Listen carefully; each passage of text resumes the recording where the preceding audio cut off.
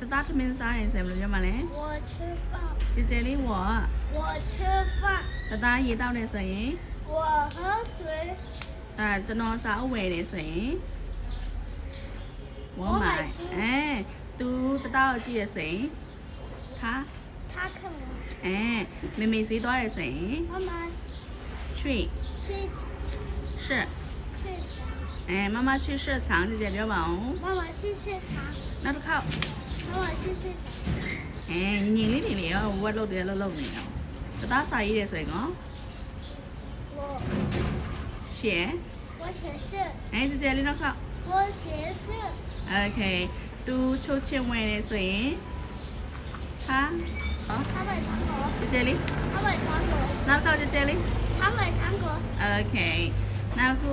တသားအိမ်မြန်နေဆိုဘယ်လိုပြောလဲ我我回家姐姐လေးနောက်ခေါက်我回家